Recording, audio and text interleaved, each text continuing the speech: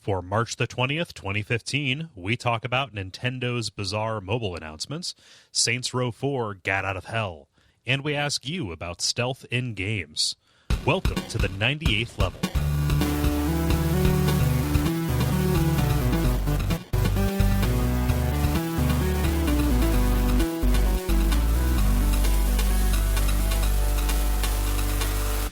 My name is Kole Ross.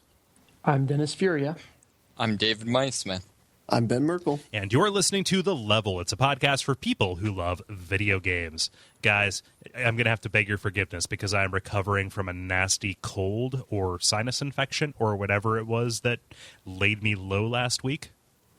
Ooh, you got yours. Yeah, I got mine. I got my one big infection of the year. But you got to watch Twin Peaks. Yes, this is true. I did watch the pilot of Twin Peaks. That was only after I watched all of Parks and Rec. And watched the first season of The Unbreakable Kimmy Schmidt, and I was way too just filled with happy people being nice. I was like, I want to watch like a small town in the wake of a poor young girl being murdered. So yeah, that's what happened with me. I was the kind of sick where I couldn't even play video games because focusing my eyes hurt. So I just laid in bed listening to the television. I feel like sickness and fever dream plus Twin Peaks could have some interesting effects. I was on the upswing. I think I was trying to prolong the madness. Okay, fair enough. Yeah. So is there a new Twin Peaks? Yeah, it's they're releasing a nine episode season 3 in 2016, but I've got the Blu-rays because I'm fancy. Nice. Yeah. How is everybody? How's the past week been? Anything new and unusual? Anything exciting? St. Patrick's Day. Oh yeah, that is today. Are y'all wearing green? Can I internet? Yes. Is an internet pinch a poke? Should I go on Facebook and poke you? Oh yes, you'll be the first person to poke somebody in 3 years. Yeah. The servers will catch fire. Like, wait a minute, we didn't expect anybody to do that. I thought we got rid of that button. Is it still on Facebook? I actually don't know. Yes, it is. Yeah. Huh. What was the intended use of that? To creep on exes without actually having to say a word. So basically, there was no good purpose for that. Yeah. Well, I think there was an actual interview where Zuckerberg was like, we just thought we'd throw in a function that had no functionality, right? and see what people did with it. Mm-hmm. So and the answer more is nothing. Or yeah.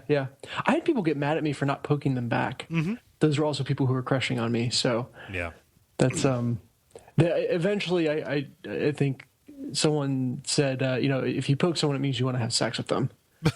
And it's like the hanky code. I was like, oh, I got some friends I need to stop poking. Uh-oh. It's like those rubber bracelets when we were in high school. Yeah. Oh man, that is humorous. Yeah, and then they added the Ultra Poke apps where it could be like, you give a tummy raspberry to so and so. Just in case you want it to be more creepy. Yep. Yes, you treated this person that you're crushing on like your niece.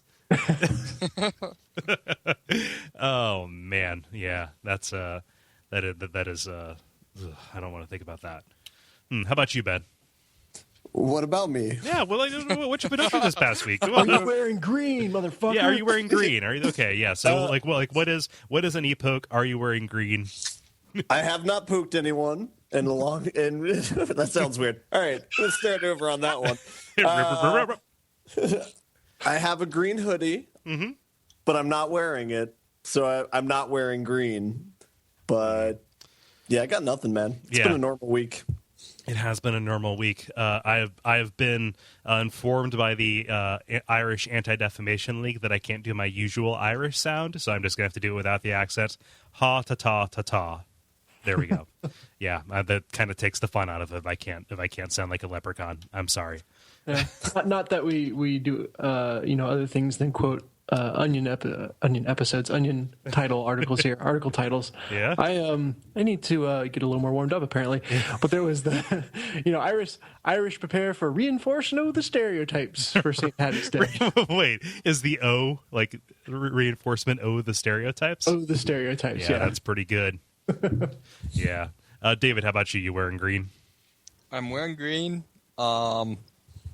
Yeah, I'm in the middle of spring break, so that's kind of fun. Oh, isn't that nice for you, college boy? Yeah, really, once you get to graduate school, it really doesn't change anything. I mean, are you still going in and standing in front of a room of disinterested people? I mean, 'cause I'm still doing that. I'm still grading papers, and I'm still like working on my projects. So it basically saves me like the 1 hour a day I actually have class. Oh, well. Yeah. But, So I think that gets all of us caught up. Why don't we proceed with the episode? Let's do it. Yeah, so we got the usual story for you today with our trio of the brief, the multiplayer, and the grind. Let's go ahead and jump right in with the brief, where we talk about news that's happening in video games. Does anybody have a story they would like to lead with? Have you guys realized that our 3 segments together is the brief multiplayer grind? Yep. All right. Yeah. Which I think we predicted Destiny by like at least 2 years. All right. Yeah. Well, you chiming in sounds like you got something to go first with, Mr. Smarty Pants. I got a little thing. Yeah, so I heard it on the radio this morning, but I also found an article about it. But it's that Nintendo signed a contract with DNA, but it's spelled D-E-N-A. Yeah, I had those open as well. I think we have a rare triple swoop.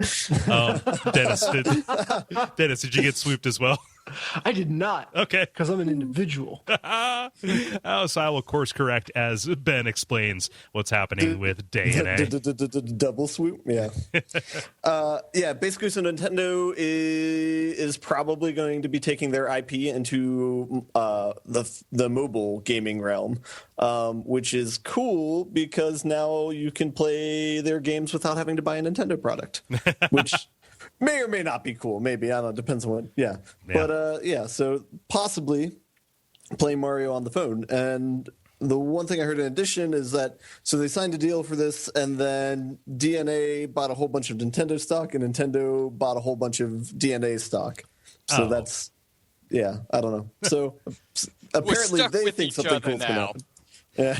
Yeah, I'm like pretty sure that's illegal. Like that's got to be illegal, right? I mean, it's just establishing a stake in both companies. Like it's a way to handle some kind of like merger or acquisition without actually signing any kind of real partnership. Either of them could ditch the other at any time. Yeah, did they buy the stock before announcing or after announcing? It wasn't specified, but I assume it would be after because before sounds more illegal than after. Okay, yeah. Yeah, just kind of saying, all right, and to show you that we've got skin in the game and that we are both invested in the other's success, here is a gesture of goodwill. It's like a corporate promise ring. A corporate purity ring. Oh man, yeah, they're engaged to be merged. But yeah, and it's funny that we went right to like the financial side of it as opposed to like any kind of game possibility because all these announcements today from the statement that Nintendo put out feel really investor-y. Well, yeah, and the game possibilities that were there have been largely terrifying. I mean, like, have you seen any indications? Well, the big one that, like, I don't know if this is just, like, echo speak, like, all of these articles are citing, like, each other. But the big one they all reference is apparently there was some, like, hedge fund manager that, like, recently was, like, published an open letter pushing Nintendo to do this. Mm-hmm. And he was real big into, like, the monetization, and he like one of his quotes is something along the lines of, imagine how many people pay 99 cents for Mario to jump just a little higher. The quote here is, just think of paying 99 cents just to get Mario to jump a little bit higher. This guy, his name is Seth Fisher. He goes on to say, Nintendo needs to embrace this thematic change in consumer demand, behavior, and expectations to stay relevant when talking about the fact that consumers no longer require a physical product. Require is different than desire, right? Right. Yes. Yep. Also, I think we've established on this show that Mario has the perfect jump. Right. So any changing to it would be heresy. Yes, I would pay money to keep it the same. Like if he kept jumping progressively higher, and the longer you wait, the more you have to pay to get it back to normal. No, why is he doing like that? Like this? Oh no, it's the Kid Cool jump. No. All of a sudden, Mario starts handling like Sonic. What's happening? Yeah, I don't know. So, in the absence of any kind of actual, product from this, any kind of like game announcement, anything that they've been working on, this just kind of feels like a last minute ditch. Let's see here. We're approaching the end of March. Yeah, we've got 2 weeks before the end of March. Guess what the end of March is? End of fiscal year. Yep. Yeah, They did announce. They said that assumptions that basically they said stating that this means that Mario is going to be for other platforms is false. Mm-hmm. And they basically tended to seem to suggest that this isn't about bringing their existing IP to other platforms. And they made some suggestions of, spoke a lot about basically we need to create products that will make people more interested in our games. So it sounds like this could likely just mean they're going to try to make marketing products, or they're going to try to do the companion app thing. Yeah. Has anything really interesting been done with companion apps yet in gaming? Not that I've seen. Not really. Like there was some smoke around like Watch Dogs, but I don't know that panned out. Yeah. Or I thought. What about that? Does the You Don't Know Jack game, does that count as a companion app? That feels like the game. Like that's how you control it. Yeah. It's not even an app. It's you go to a website and enter a code. Yeah, it's brilliant, and I'm glad someone finally did that. But yeah, that's on current gen versus on P. What is, I don't even know what we're calling PS3 and Xbox 360 now. Last gen. There we go. Yeah. I want to say that Assassin's Creed had something where you can manage the agents that you have sent on missions from your phone.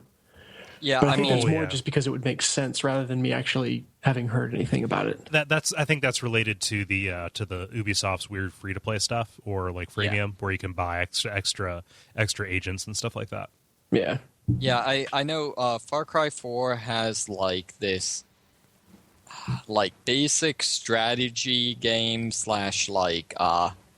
pseudo company running game, which basically instead of grinding through the game, doing the arena elements, you can just like play this app and fairly quickly unlock things. Oh. So like some people, I don't know, this sort of seems like Nintendo showing up late to the game again. Like a little bit, and it's a real problem that they haven't announced any kind of actual game, because all that's left is the business appeal, which is, okay, we're going to make this a second screen experience. We're going to make this a marketing opportunity. There's a super gross quote from Reggie Fils-Aimé from back in 2013 where he says that Nintendo is constantly thinking about how to leverage mobile as a marketing vehicle. Right, exactly. Yeah. Whereas if they just kind of came out and said, hey, we're partnering with the Pokemon Company to make an actual, Pokemon trading card game, or like a Pokemon companion app, or battle game, whatever, like that would be that, like people would just like throw a shit fit and not even worry about like weird corporate manipulation that might be happening to them. Yeah, we just realized that Pokemon actually has a mobile device in it called a Pokedex. What were you saying, Dennis? I like the image that quote casts of just like, there's a Nintendo marketer who's sitting up in bed at night and his wife is like, "What's wrong, honey? I can't figure out how to use mobile as a marketing platform. Constantly thinking about it." Yeah, we need to maximize our brand saturation. How? But how? I know, a lot of these articles, like a number of them, cite, what is it, King that makes Candy Crush Saga? Right. So good. I don't know. Like, I guess I can understand that from a business standpoint, but from a game standpoint, I feel like it's like, don't worry, a company that made a universally despised game got a lot of money out of it. Like a universally derided by people that we're likely to hear speaking, but like universally beloved by people who actually play games on their phone and pay money for this. Like, I mean, we're stretching the definition of universally, but I would call, like, I would say that calling Candy Crush universally despised is narrowing the focus of like who you consider to be capable of despising things. I don't know. I guess I guess I've nothing. I've no evidence to back this up, but I would say I think people that like Candy Crush largely like it because nothing better is available at that time. I think it's largely people that either can't afford full games at that time and are doing it because it's freemium, or they just don't want to pay anything. Like, it's not that they can't afford it; it's just that they don't pay money for games. I mean more in a economic sense. Yeah, I mean, like, Dennis, Jen, she doesn't like paying for games, right? Yeah, I mean, I was just thinking she's played Jewel Mania for 2 years plus now. Yeah, and it's familiar, it's fun, and it's easy as a filler. So it's not like she's super into it, but she definitely likes it enough to keep on playing it. So I stand corrected. Yeah, I'm going to segue this into the other story here that I've got related to Nintendo. Because it is similarly without detail, but I think it sheds light on their broader strategy, which is, kind of part of this is like a large like membership platform kind of thing that will include tablets, smartphones, PCs, Nintendo 3DS, Wii U, and a new dedicated game system called that is currently prototype named or codenamed the NX.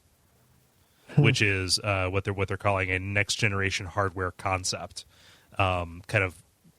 which is plugged into this, for lack of a better word, just nebulous online infrastructure ecosystem that they haven't said, like, in any real terms what it actually does. It's a cash grab to pad their numbers. I mean, yeah. So, like, this does one thing, which says that, like, Nintendo isn't planning on just like laying down and dying. Like, you generally want to see that a company has plans for at least the next 2 years, and they're not ready to like announce anything about this until next year is what they're saying. But like, if they come out and say, "Yeah, we got nothing," people are going to say, "If the Wii U is doing this bad, could this be it for Nintendo?" Yeah. Yeah, so, it seems like a lot of the kind of the chatter I read, kind of that's how they read it, is basically this is Nintendo kind of saying we're not going to do the Sega thing and become a publisher. Mm-hmm. Yeah. I don't know. It's really weird, and I kind of wish that they had waited until, I guess they don't show up at E3. They have like a side event.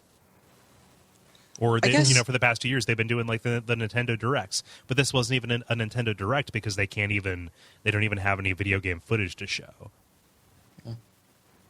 Sorry, I didn't mean to cut you off, David. I guess this is maybe kicking the dead horse or whatever, but I don't quite understand why they just don't release a system that's competitive with the PlayStation 4 and Xbox One. Competitive, just like on tech specs? Yeah, like I I feel like they're the one company that's basically never going to have to worry about developing exclusive franchises. Mm-hmm. So if they just made a console that could play the basic blockbuster games, that could play Call of Duty, when it comes out each year, like it seems like that would be an easy way to have a viable system. To make it just like everybody else? Yeah. Yeah, Nintendo. Forget about style. Let's get more polygons in there. Yeah. I know. I guess I feel like that's basically what they're doing right now is, for the most part, people buy Nintendo to play Nintendo games. And you can play Nintendo games just as well on a system that can also play other games. Except without like the input devices and stuff like that. Like they have worked their way into their own niche that is actually doing kind of interesting and cool stuff, but in a very limited scope, like within just the stuff that they touch. Like they've burned every third party bridge they have, especially EA and Ubisoft. Yeah, no doubt there. I think the Wii was so wildly successful beyond anyone's craziest dreams that they kind of are looking for a way to recapture that. I mean, the Wii was dirt cheap to make and to buy, and everyone loved it. Yeah. And it opened up new markets or new audiences to gaming, et cetera, et cetera. But I feel like Nintendo is trying to recapture that magic. And when you only release a new console once every, however many years, a swing and a miss means you're hurting for a good long time. Yeah. So like, I wonder if this is just a way for them to kind of keep their costs down. But even checking this out now, there's an article on Ars Technica that says at least as of 2013, Wii U's were still being sold at a loss, which is something that Nintendo has never done. That's I'm surprised to hear that. I didn't know that. Yeah, I was gonna say, because like it makes total sense. They lowball the power on their system. They say, hey, yeah, it's gonna be kind of a last gen experience, except for all the cool stuff we're gonna make. That's what's gonna get butts in the seats. Come on, let's bring it. And then they swing around and say, well, actually, no, we're still losing money on this, which is, I think, the first time they've done that, at least in recent memory. Is that I wonder how much of that is, because, the touch screens and the extra screens and, things like that, whereas this is almost, not just a game system, but also a handheld rolled in. I think that in general, like, yeah, the gamepad probably cost them a lot. And again, this is us doing like amateur business analysis, so I feel I feel kind of goofy. But like, it's no secret that they just really had a swing and a miss on marketing this thing as something that is an entirely new system. Like, anybody who had the Wii kind of like swung around and said, okay, the Wii U, that just kind of sounds like an extra little dingus that I plug into my Wii, which has been collecting dust anyway. I don't need any new dinguses because I'm not really that interested in the Wii anymore, as opposed to playing it up as something new. The Wii U, that's like that plastic tennis racket I have, right? Yeah. That's why I was a little bit surprised that they just referred to this as like the NX as opposed to something that does sound a little bit more obviously new, as opposed to like their current theme of 2 random letters or 3 random letters. I mean, this is still just like a code name. They called the N64 the Ultra 64. They called GameCube Dolphin. They called Wii the Revolution. Like, this thing isn't going to actually have a branded name until they get further in development and actually like decide, hopefully make a better decision with this name than they did with the Wii U. Yeah, I guess what I'm just saying though is like, if one of their core problems is like recognizability or what you're saying, mm-hmm. I feel like Dolphin or Revolution or stuff like that's kind of memorable and at least a little snappy, whereas NX is just like it doesn't mean anything. It's not memorable. It's not sticky. Yeah. Well, it's got all the features of the NY and just a little bit more, accommodation on price. The city of New York? We're selling the city that never sleeps. New York in a box. No, that's a PS4 feature. Okay, what? Never sleeps. No, it has the best sleep mode of any system. I love that. I love the sleep mode on the old PS4. What makes it so great? I'm actually not familiar. It's just a sleep mode, which other systems don't. You have to power it off. Oh, sleep mode, rest mode. It just wakes up super quick as opposed to waiting for it to boot. Cool. Yeah, I like boring stuff about hardware, you guys. It's the little things. You got to appreciate the small things disproportionately. Yeah. Yeah, so that was Nintendo chat. Do we have any final thoughts before we move on to any other stories? No, we should leave the business/tech corner for a while. Yes, we probably. Guys, I came home from work. Come on. This stuff's kind of fun to think about. I mean, especially when you don't really know anything, and you can just kind of combine words together in a way that makes you sound competent. Oh yeah. Yeah, I mean that's what I do all day anyway. Yeah, I was gonna say, how's that different from work? Yeah. Oh man, what a time to be alive. So, Dennis, how about you? You got a story? Yeah, I think I've got one little additional one. They've announced another Walking Dead game, and it's going to be done by the developers of Payday the Heist. Which I was just thinking the other day that what the world really needs is just a solid like zombie co-op shooter. Yeah. So it sounds like the what is it? Starbreeze and Overkill are the developers on this, and you'll have a character, a set of characters from the Walking Dead universe that are essentially left for dead, and you get to fight for survival with friends. It's like they don't have any real options, right? Like yeah. Yeah. So it's just great to see this kind of innovation coming out. Well, Starbreeze doesn't make shit. Like Starbreeze can make. Like they've made good stuff in the past. The Chronicles of Riddick games, The Darkness. I think they did Brothers as well. Pro tip, Cole, that's usually not what people mean when they say they don't make shit. That's true. Okay, I suppose. Yeah. They did Brothers. Oh, huh. Yeah. Surprising to me. I thought it was like some weird Nordic company. Or is that Starbreeze? Yeah, that's Starbreeze. Yeah. They're based out of Stockholm, There's actually Sweden. umlauts over several of the letters. Yeah. It's not spelled anything like Starbreeze. It's a bunch of different letters, but because of the diacriticals, they managed to turn it into Starbreeze. Looking at this here, I don't know. Like the last time they tried to do Walking Dead as a shooter. What was it? I forget what it was even called, but you were playing as bad. That's what you're thinking. It was bad. Yeah, I forget what the title of the game was, but you were playing as Daryl Dixon, and it was atrocious, right? Yeah, god awful. It reviewed poorly at the very least. It's kind of funny they've come out, and the guy who kind of announced that they're doing it, his main selling point was this is not a marketing ploy for Walking Dead TV show. They very clearly want people to feel like they're going to make it a game first and not impose deadlines and stuff on it. So I'm sure it will be a good game. I just kind of I smile at the fact that we've kind of got a really good zombie shooter co-op first-person game. Yeah. Although if they made it more the Payday style, I could see that being something that there is some market for. Well, you're the one who's best positioned to know what the difference is. What would make it? What do you think that Payday could bring to a Left 4 Dead game? All cops are zombies. Take zombies hostage.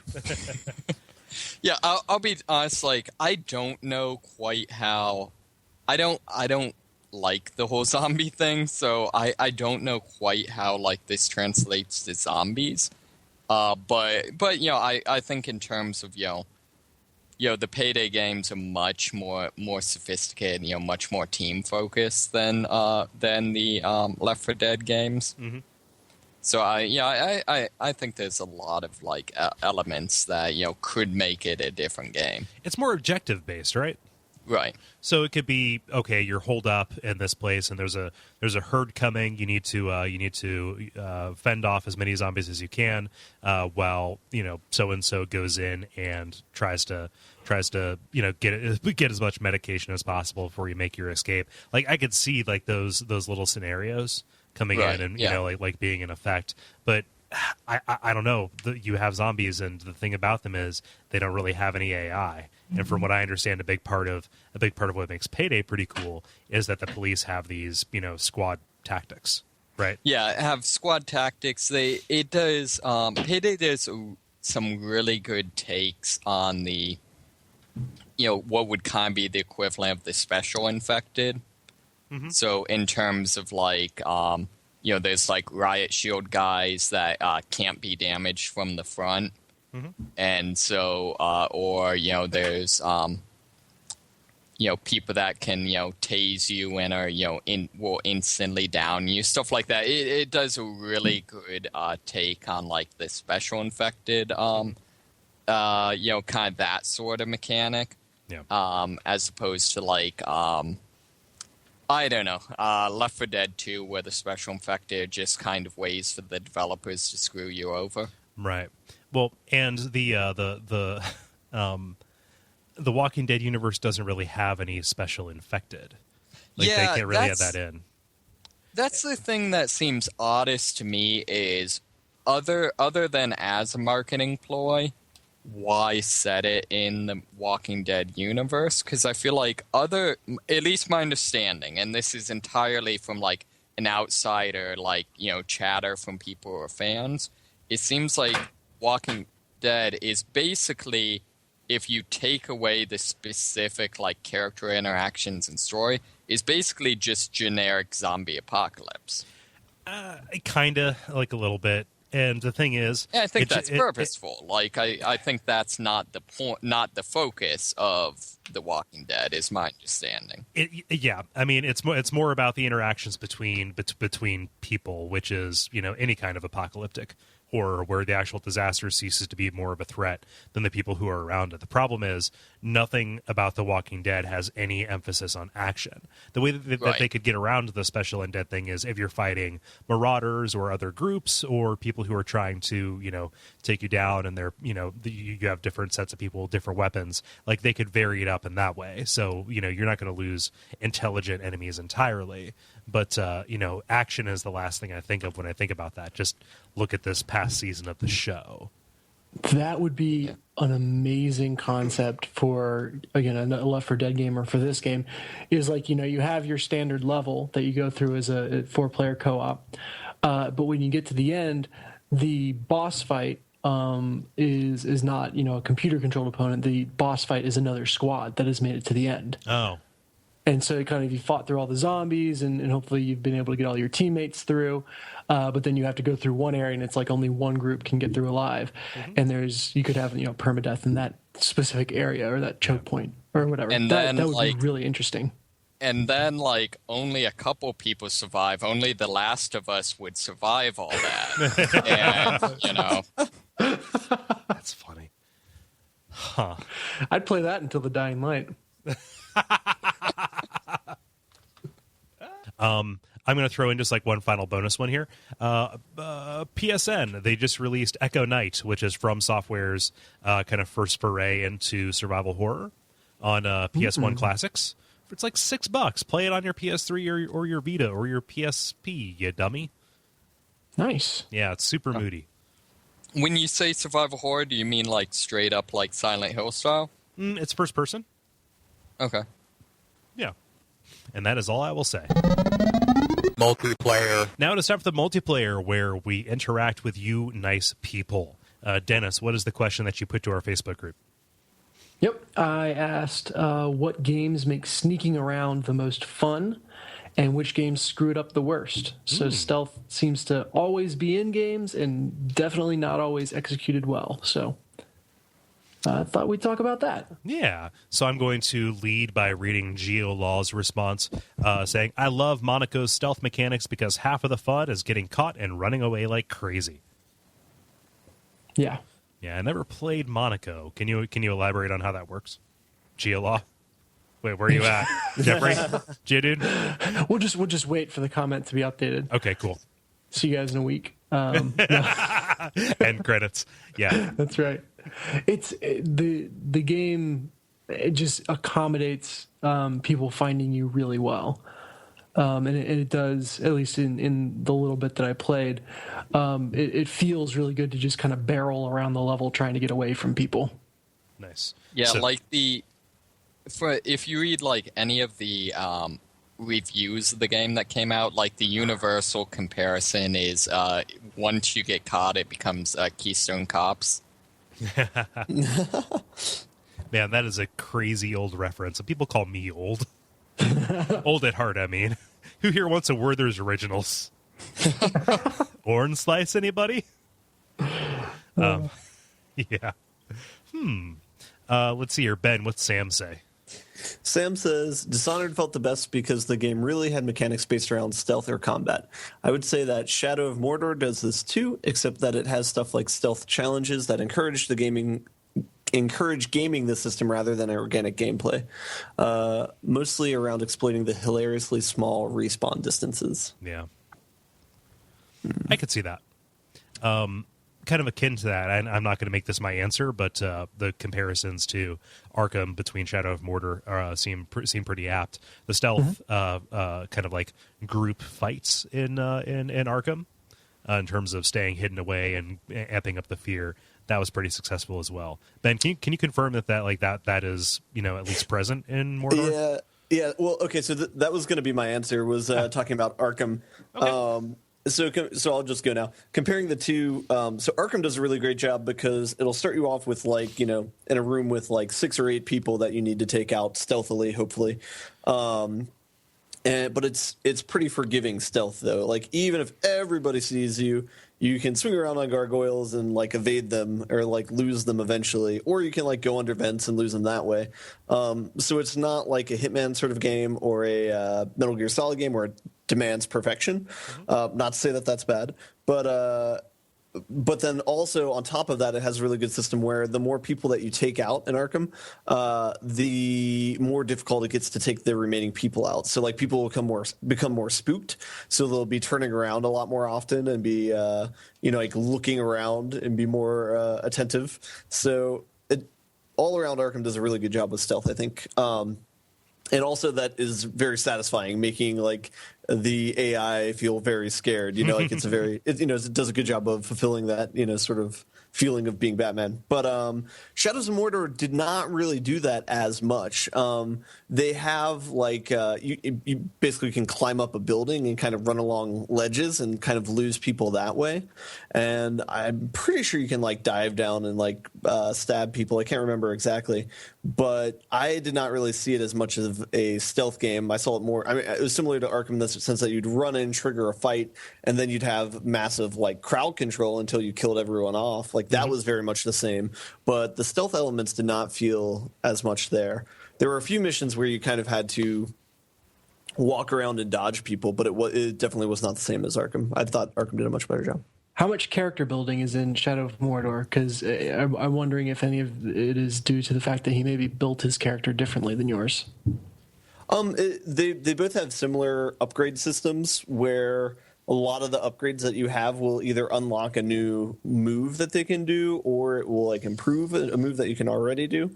So a lot of it is kind of unlocking functionality, not upping specs or anything like that. So you couldn't really specialize in stealth if you wanted to?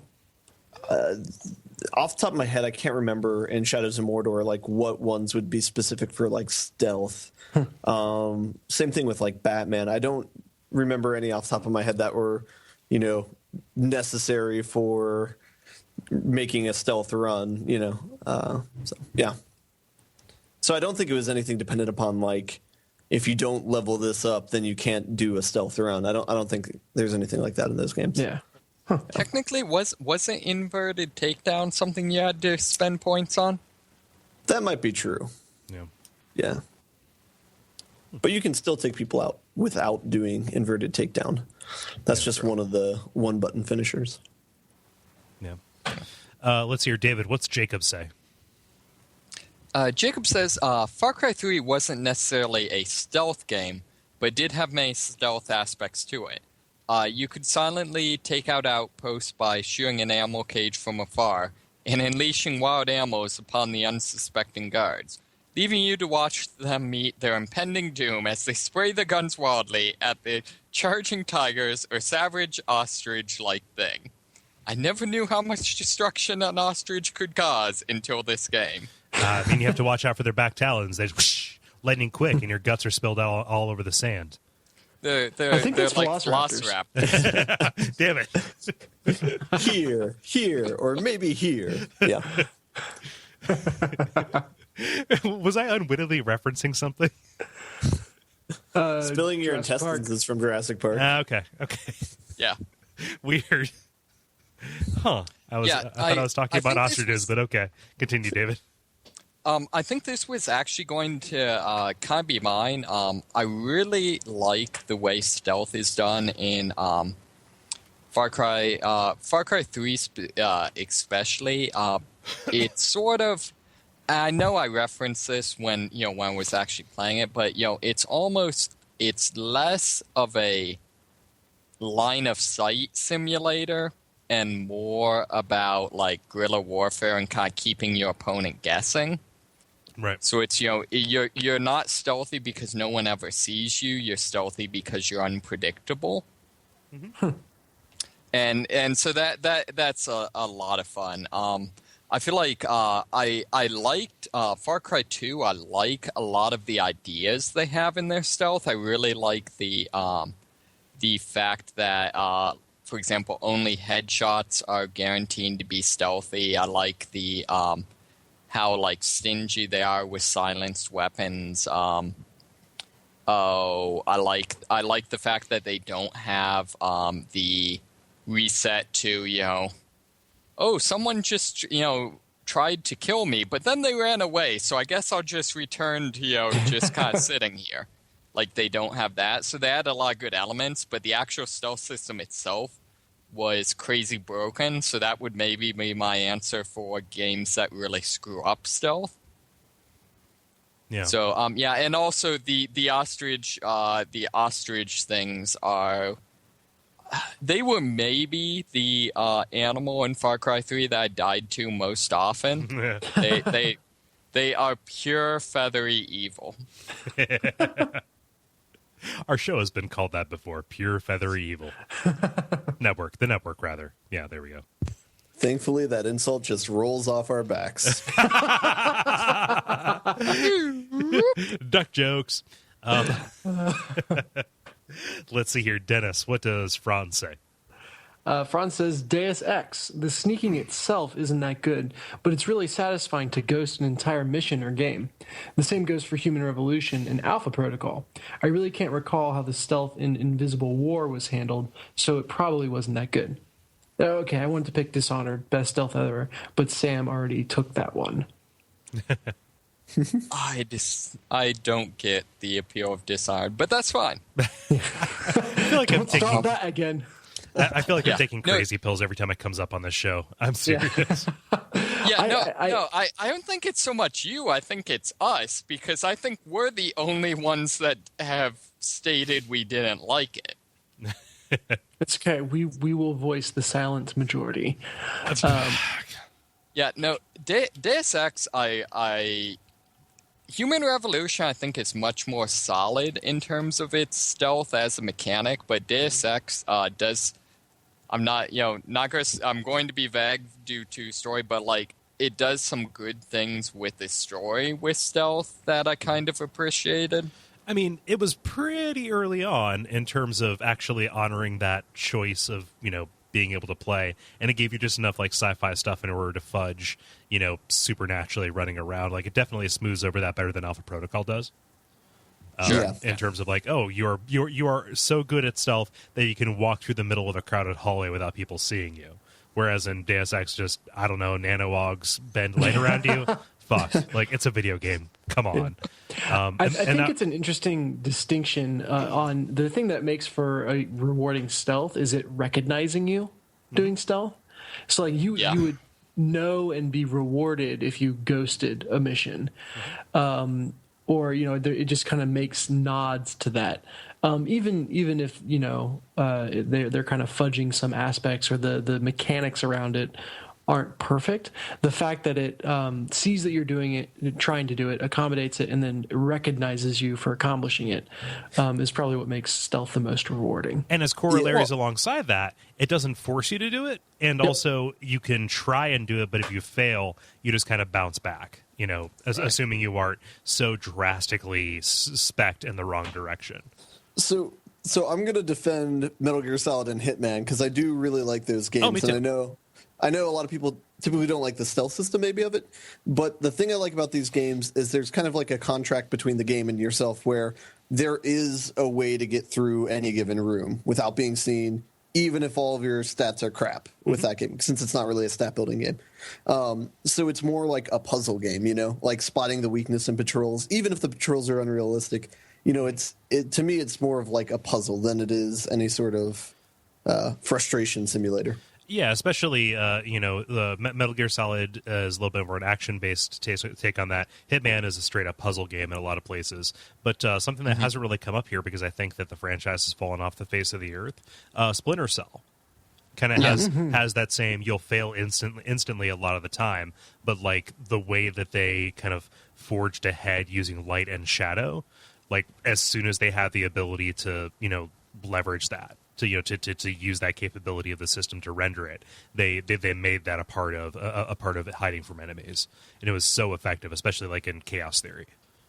Yeah, Splinter Cell, at least from what little I played, it seemed like more than kind of the particularly Metal Gear Solid, and then also to a certain degree Hitman. It seemed like they kind of, I don't know if you'd say like codified or kind of gamified their stealth, whereas it seemed much more, comprehensible, like what I need to do to be stealthy in this situation and like why I wasn't. Yeah, you kind of know what I'm saying? Mm-hmm. Yeah. I'm picking it up. Let's see here. Daniel writes in saying, the worst, Lords of Shadow 2. That's a Castlevania game. A game that had terrible stealth missions inserted between decent action sequences.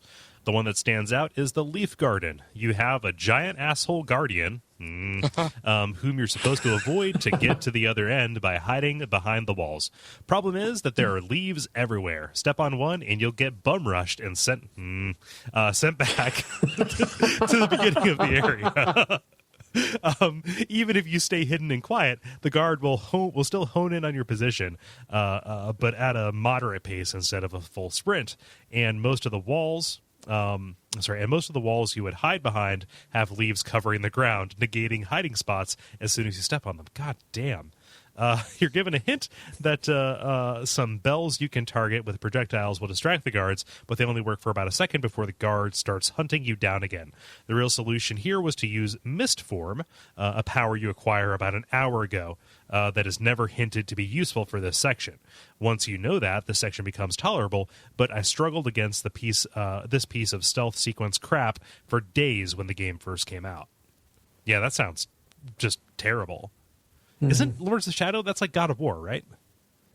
Yes, and the first game was really good, and the second game I've heard is really bad, but I've never quite gotten an explanation for why. You platinumed the first game, didn't you? That was my first platinum, yeah. Okay. Yeah, I love that game. And then I've just been scared away from Lords of Shadow 2, and this is the first like actual explanation of why it's bad that I've seen, so confirming that decision. Yeah. See, I feel like any game that has, like, as a rule of thumb, I'm not going to say all the time, but as a rule of thumb, if your game has a stealth sequence or stealth level, that's probably a good sign to go back to the drawing board. Yeah. That's probably true. Yeah, it's like the Max Payne problem, right? We're going to make this game all about shooting as many people as possible, and then about 2/3 of the way through, we're going to take away all your items, and now you have to, hit guards with submachine guns with a bat. Hit guards that are carrying submachine guns with a bat. Or we'll make you do yes, no, actually, I do remember blood that trail, part. the blood trail. Yep. So frustrating. Yeah, I remember I ended up like turning on God mode. Yeah, it was real bad. Let's see here, Ben. What does David say? David says, Any game where getting caught doesn't mean the fun ends. Dishonored and Dying Light come to mind. Dishonored has tons of getaway mechanics if you're trying a no/low kill mode, or you can just kill them all. But you get rats. Dying Light has some great parkour, so running like hell from some of the big nasties is also panic-inducing fun. And yeah, that looks really cool. Yeah. Mm-hmm.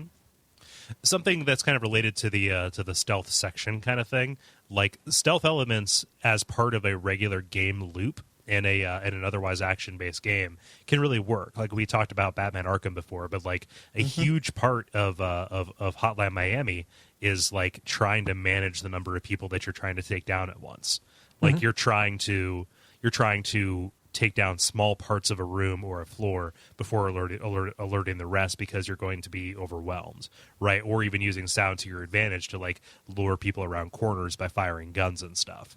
Like that's incredibly rewarding, but it's hard to call it stealth. Yeah, I do feel like one problem with some games that do that, and this was, even though I think it has great stealth, this was like one complaint I had with Human Revolution, is I feel like sometimes some of that, it can get to where you basically have the decision between playing stealthy or playing stupid. Mm-hmm. Where it's kind of like the only two options are, either stealthing or just like charging, yelling Leroy Jenkins. Mm-hmm. I feel like I almost feel like I would like to see a game institute a more explicit, like, I know you maybe like an intimidation mechanic, or like kind of like a shock and awe type thing, whereas instead of being stealthy, you could just try to move too fast and be too aggressive and keep the enemy off balance. Yeah. So like XCOM, if you could play as the aliens. Yeah. Maybe. Oh yes.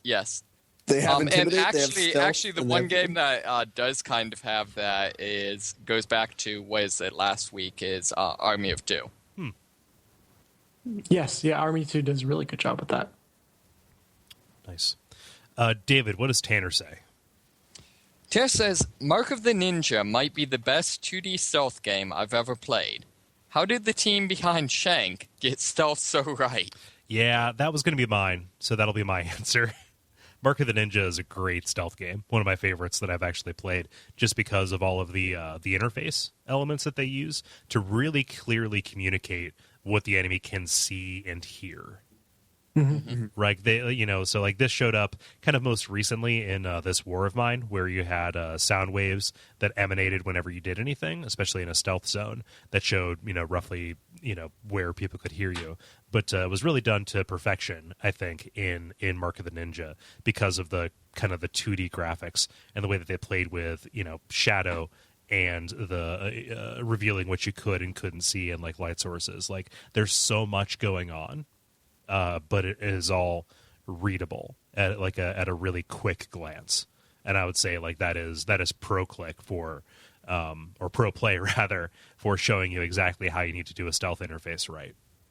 Didn't it kind of end up making it into being almost like a puzzle game? Yeah. I mean, it's not. That seems cool.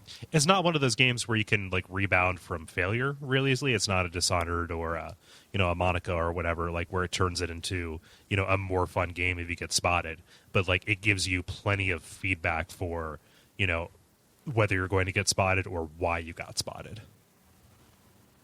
Yeah, seems legit. Really cool. Dennis, what's Phil say? Phil says the photo for the question is relevant. I put up a snake in a box.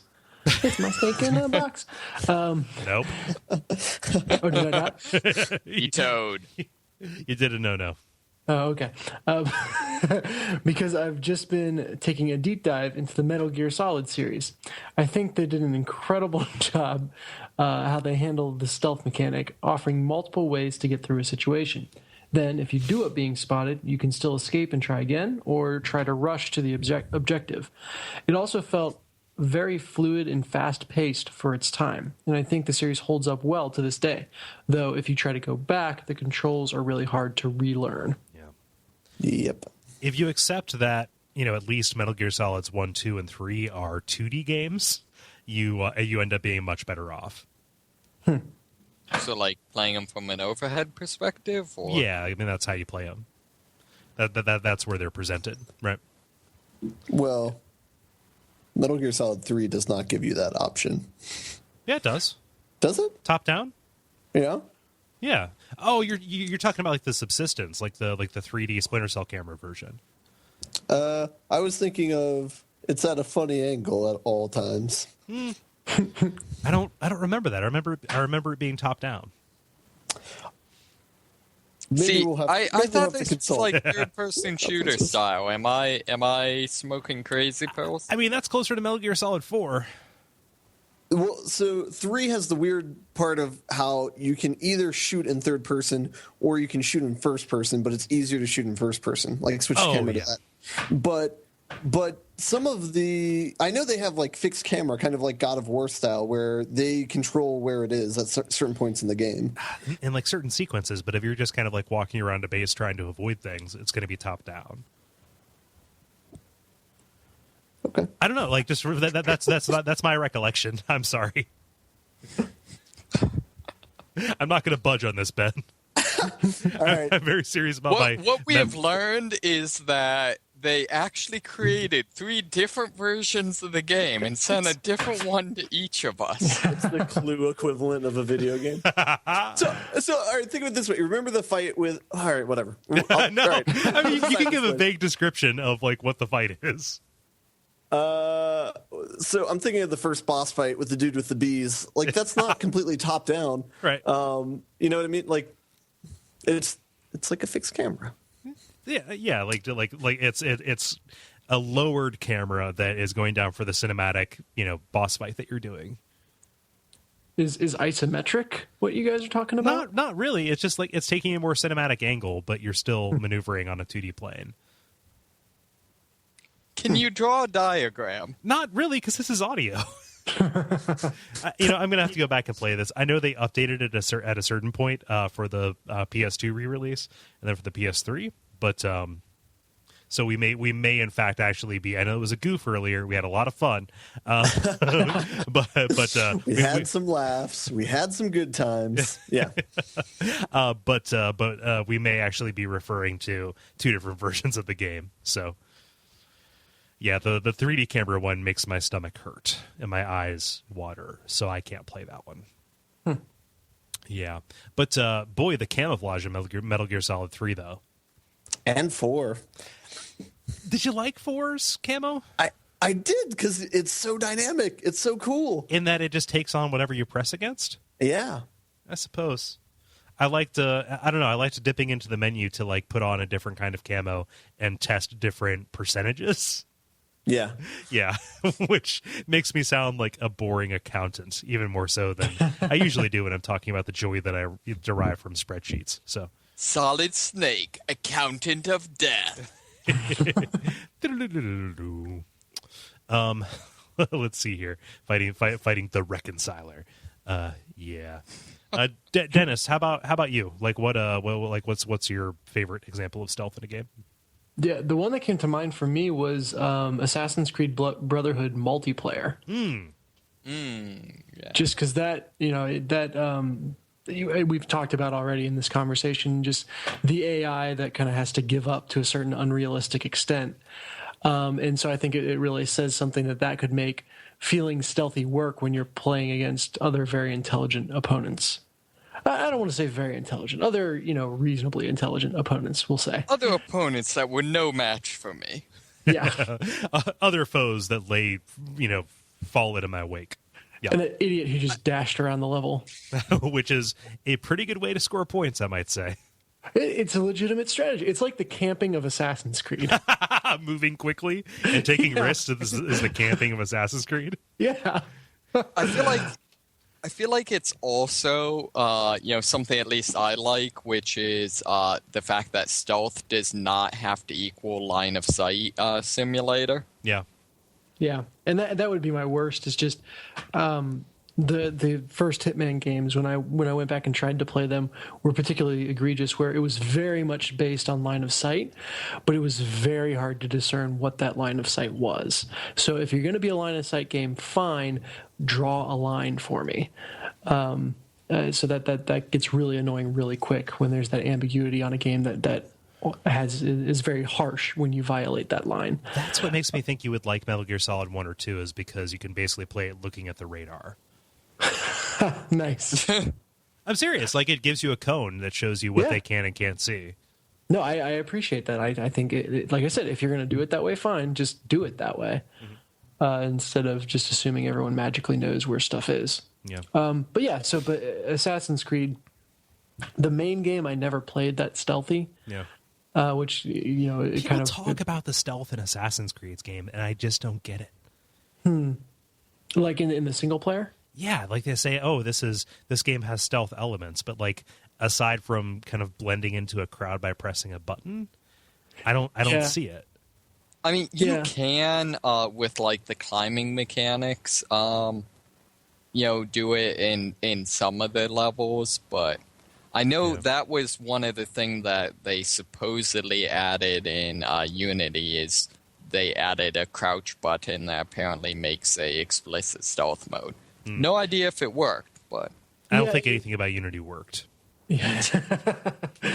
Assassin's Creed, very much stealth in the single player, was only useful after you had escaped. So it was kind of you escaped, that was the focus of the game, and then you just had to find a stack of hay to stealth, quote unquote, in to get away. See, otherwise, but the problem is like interesting. Well, and the other problem is it very quickly became the best way to escape was to kill everyone. Yep. Yeah, I mean, so it was kind of the payday approach to escaping from the cops. Yeah. Yeah, that's the nice thing about Batman is they shoot you real quick if you try and go against them. Exactly. No, that's honestly the thing that really disappointed me about Assassin's Creed is that's what they initially pitched it as. And then that's not what it was. Well, okay, so you talk about the contract that you have with the game or that you make with yourself while playing the game. With Hitman, where hey, it's a puzzle game, and I think Assassin's Creed is that very much to some extent. They're not going to make the combat system so that you cannot win by going in and fighting everyone. At the same time, it's not really sophisticated enough to make it difficult. Like, you can very quickly get to the point where you've mastered it and will never die to a group because you can just kill everyone. So you do you play along with the game, or do you kill everyone because you can? Yeah, I guess my thing is why wanted Assassin's Creed to be is a game that was about like casing and planning your exit routes, and then like the assassination being fairly easy, but then the gameplay being like a parkour, like escaping from the, I don't know. And it is like that. You just have to manually restart if you get seen on the way in, versus the game auto failing you and sending you back. Yeah. Okay. Fair enough. Yeah. I mean, I play it as, it's kind of, I've done this thing, and as opposed to planning an escape, it's trying to identify an escape or a line or a route on a move. So it's a little bit like Tony Hawk with knives. Yep. Yeah, no, that's actually pretty good. Honestly, pretty good description of it. Which is fine. Like, that fits in. I like. No, I like that. I like at least the first two Assassin's Creed 2 games. Yeah. Mm-hmm. God, that series, the first two Assassin's Creed 2 games. Just think about that sentence for a second. I'm going to finish that with Cole, oh, go ahead. Oh. I was just going to say, not Cole. Dennis, I'm kind of surprised you didn't mention for worst Valkyria Chronicles. Valkyria? Did that have stealth in it? Yeah, the game where you're trying, the level where you're trying to out stealth artillery strike with your leg broken. Yeah, I remember that. No, you're right. That was more about not being able to know where the artillery strikes were going to hit than stealth. That was horrible. Yeah, it was basically a stealth game, if you randomly automatically died if you were standing within certain 30-foot by 30-foot circles with no indication of where those circles were. Jeez. I'd repress that. Thank you for delving that up. I got you back. I feel a little goofy because a little bit earlier in this section, I called Hotline Miami a stealth game. I just want to make sure that I'm clear about this. That I'm considering the act of having control over when an enemy sees and engages you a stealth element within a game.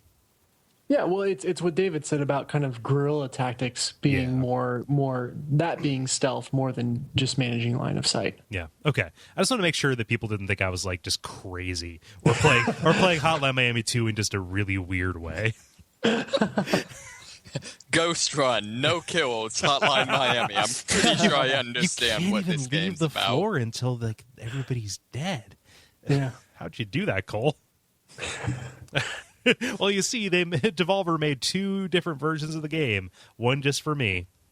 They clued it. They clued it. I'm going to read Mikhail's here. Mikhail Christensen finishes out by saying, I'm going to agree with Mr. Wolf on the Mark of the Ninja. Super awesome good times. I like how the stealth mechanics were easy, possible, to understand and gauge. Also, the long dark, if I can stretch the criteria a bit, we're fine with that. Go ahead.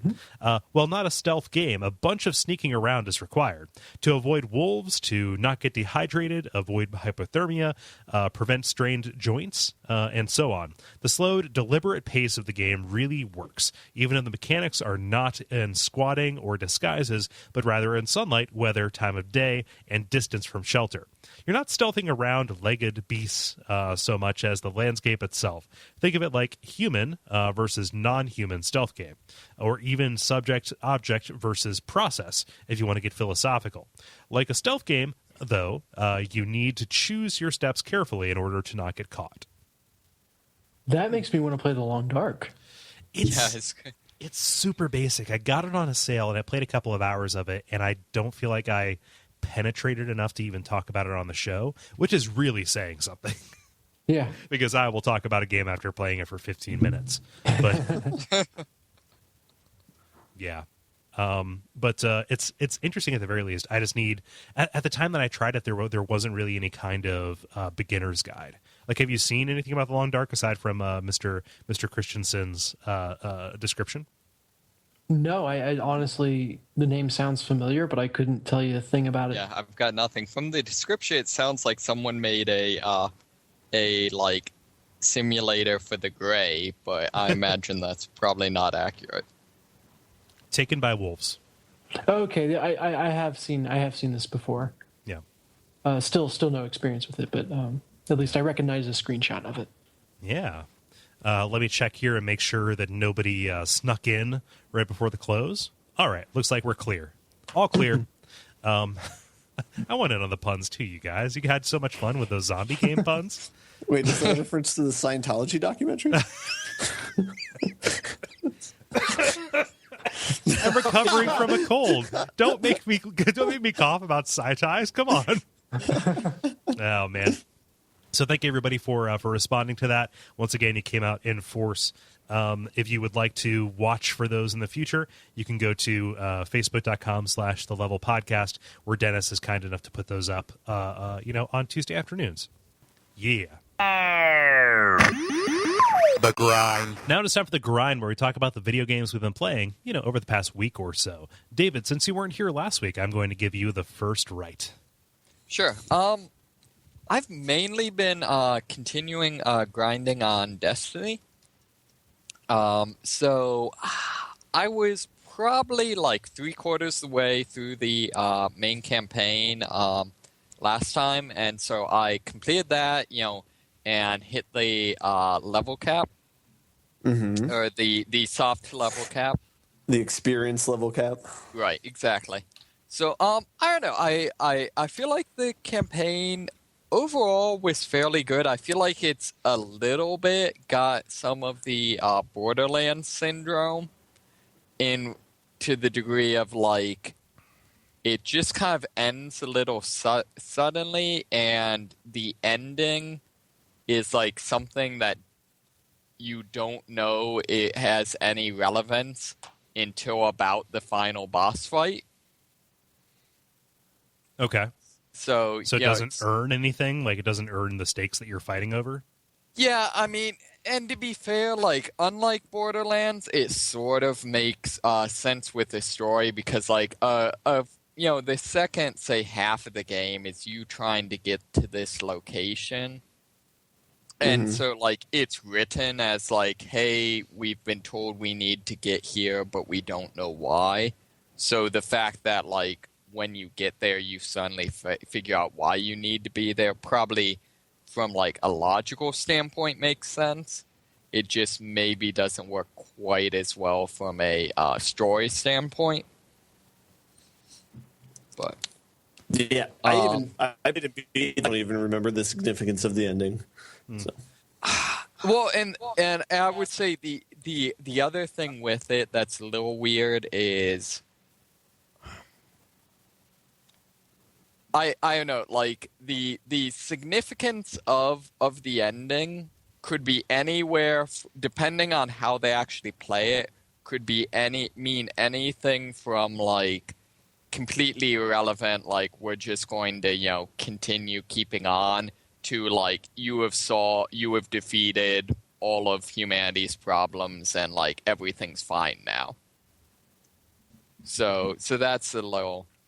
I mean, weird. They have to leave it open for whatever they plan to do with the rest of the 10 years they've promised you, right?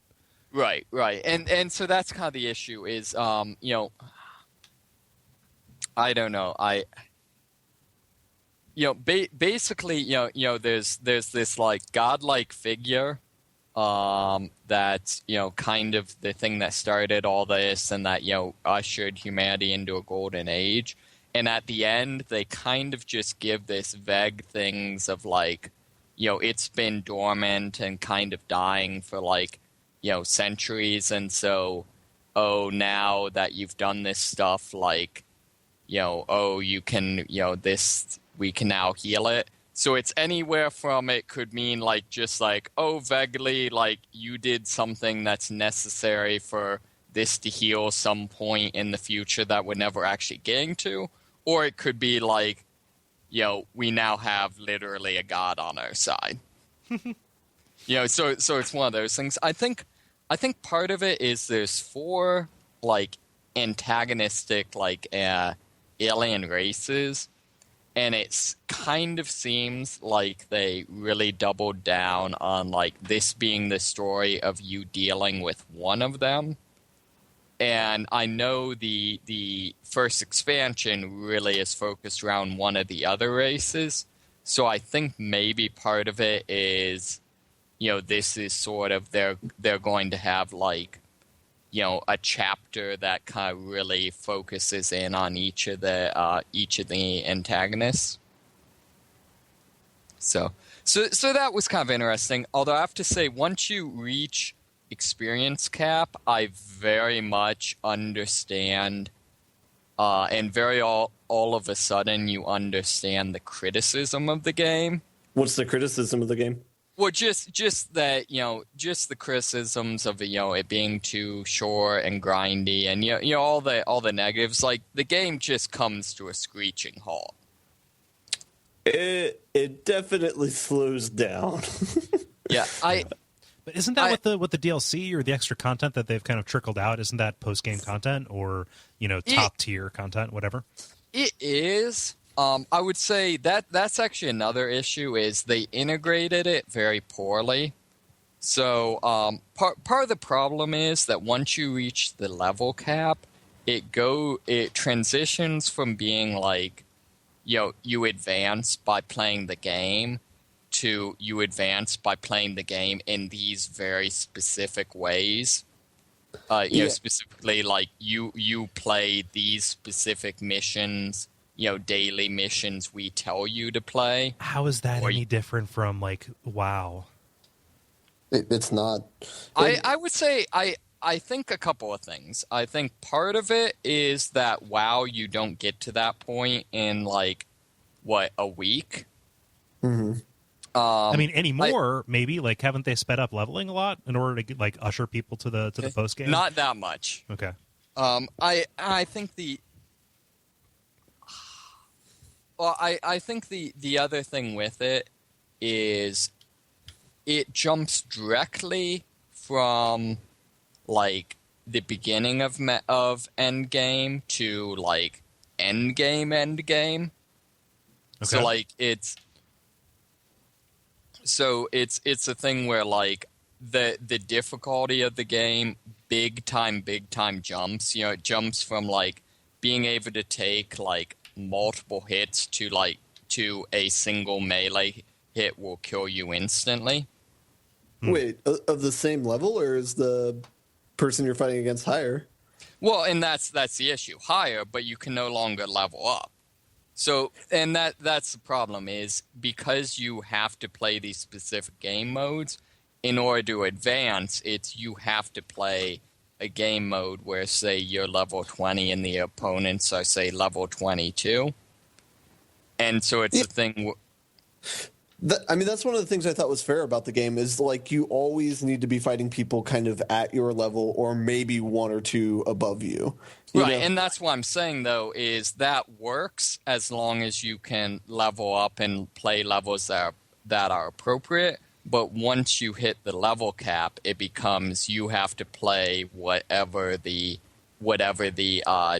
daily thing that comes down the pike. And if the daily thing is play this mission on level 24 and you're level 20, well, I guess you'll just have to deal with it.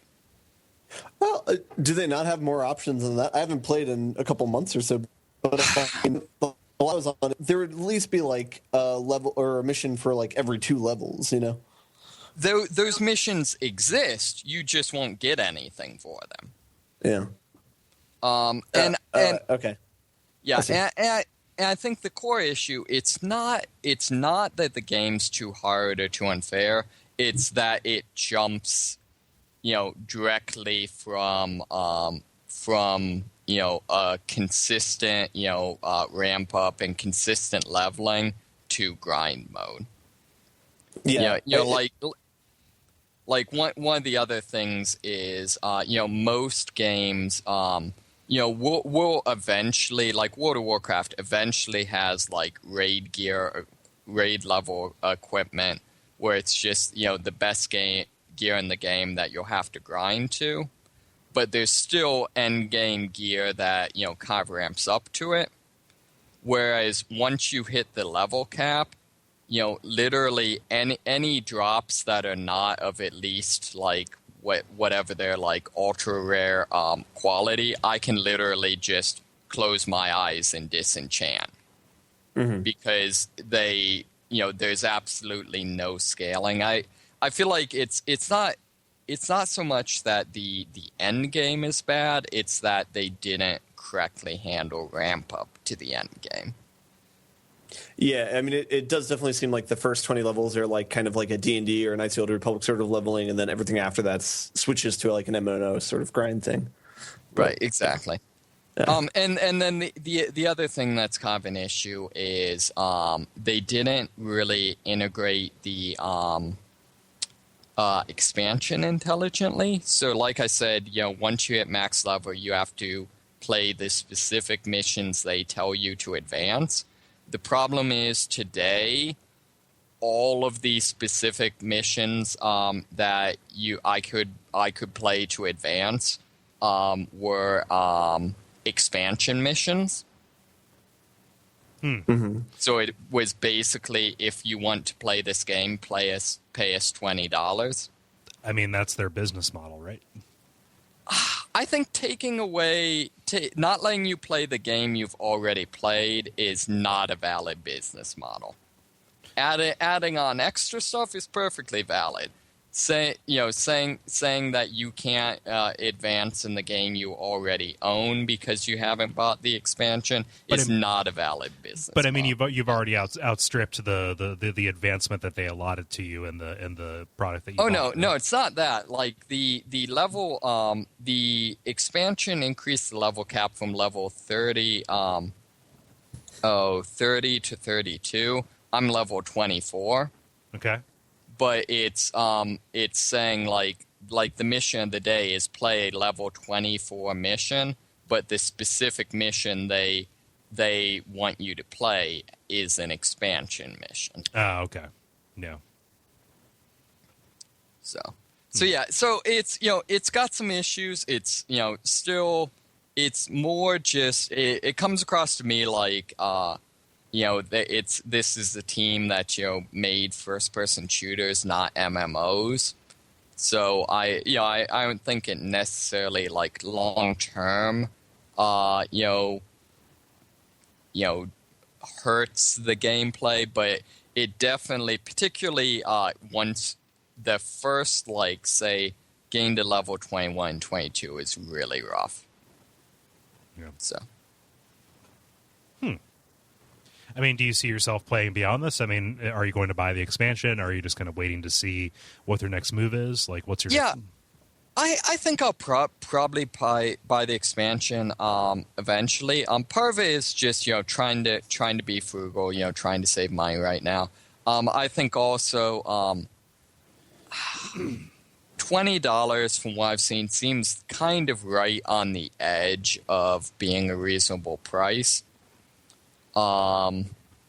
It doesn't, you know, for being half of what I paid for the game, you know, 1/3 of the release price, it doesn't seem like it adds 1/3 of the content. Okay. So I'm a little bit, you know, waiting for them to go down in price on the expansion. So I mean, it'll probably go on a sale probably sometime early summer. Exactly. Yeah. Exactly. So yeah, so that's a weak thing. On the plus side, because I'm doing these higher level things, I'm actually grouping, and some of the group mechanics can be really, really well done. I'm playing kind of as the heavy weapons tank class, and it can be a lot of fun to have, like, you know, my teammate, like, you know, sniping enemies, and I kind of skirt around the side and then come in with assault rifles blazing. Like, there are some very cool moments in this game, so I'm still very happy with the game. Yeah. Cool. Anything else? No, that's really, really all I've been grinding on. Cool. Ben, how about you? Ooh, close one. I made a last-minute decision, by which I mean a last syllable decision. Yeah, so I finished up XCOM from last week. Won't really talk a whole lot about that. But let's see. I picked up Gat Out of Hell and played that Saints Row. Oh, yeah. Okay, nice. Yeah, curveball. It was only like $17 on Amazon. You can get the code instantly, so that was pretty cheap. So can kind of piggyback on what David would say. You know, it's about a fourth of the price of the game, and it feels like a fourth of a game, not as like an insult, but as like, you know, the price matches, you know, the content that you're getting. So I didn't feel chipped. But yeah, I mean, it basically feels like a Saints Row sort of like a iteration from 4, I guess. Like, so the same way that 4 was kind of like a expansion of 3 and kind of like goofy and fun and good content, but improved some of the mechanics. It's kind of the same way with this one. It's definitely not as long as the 4th game was and as expanded.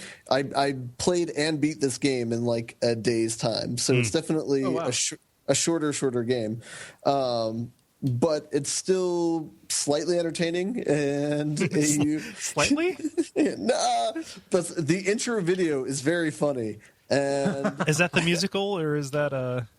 Yeah, so you can, if you read the box as far as what is in the game, they tell you pretty much everything that's in the game, and it's good, but it's just not. You know, there's not an extensive amount of content there. Right. So you definitely, I mean, you do. It's a very similar experience as Saints Row 3 and Saints Row 4 as far as like leveling up. The only thing is it's just quicker, I guess. So like, you know, you kind of, as I said, you can beat it in a day. So, you know, it goes by pretty quickly. It's not a bad game, but yeah, I mean, it's definitely kind of more of the same. It's enjoyable, but it's not going to be like on a best of list or anything, you know, at the end of this year. So I forget exactly where you came down on Saints Row 4, Ben. Pretty much the same way I come out of this, where it's like, I enjoyed it when I played it.